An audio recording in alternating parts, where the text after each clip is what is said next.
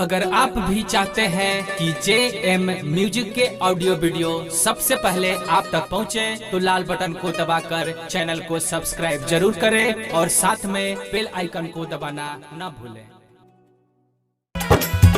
ये नदिया हमारी रे कहाना में डीजे लाल राजा ये नदिया हमारी रे कहाना में बीरा हनुमान कहमान जन्म तेरा कहमा कन्हैया हरा कहमा कन्हैया ये नदिया हमारी रे कहाना में बीरा हनुमान ये नदिया हमारी रे कहामा में बीरा हनुमान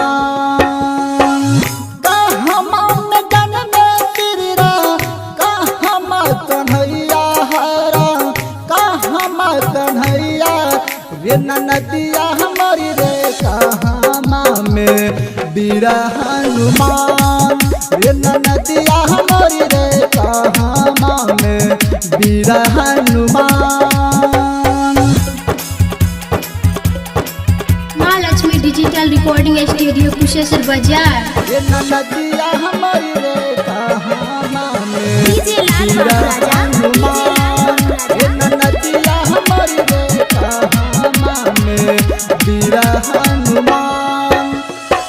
अयोध्या में जन्म श्री राम मथुरा कन्हैया हरा मथुरा कन्हैया रे नदिया मोरी रे पर्वत पर बीरा हनुमान रे नदिया मोरी रे पर्वत पर बीरा हनुमान।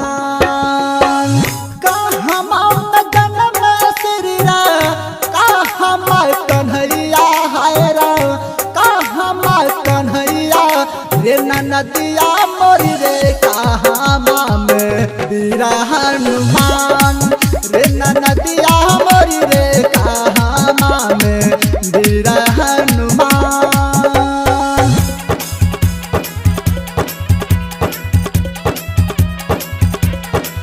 ये नदिया हमारी रे कहामा में डीजे लाल बीरा राजा हनुमान ये नदिया हमारी रे कहामा में बीरा हनुमान। केकरा कोई जन्म श्री राम केकरा कन्हैया हरा केकरा कन्हैया रे नदिया मोरी रे के कहरा में बीरा हनुमान ये नदिया हमारी रे के कहरा में बीरा हनुमान। कहमा में जन्म श्री राम कहमा कन्हैया हरा कहमा कन्हैया ये नदिया हमारी रे कहामा में बीरा हनुमान ये नदिया हमारी रे कहामा में बीरा हनुमान।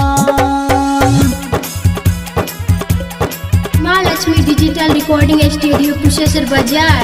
ये नदिया हमारी रे कहामा में डीजे लाल बीरा राजा हनुमान ये नदिया हमारी रे कहामा में बीरा हनुमान।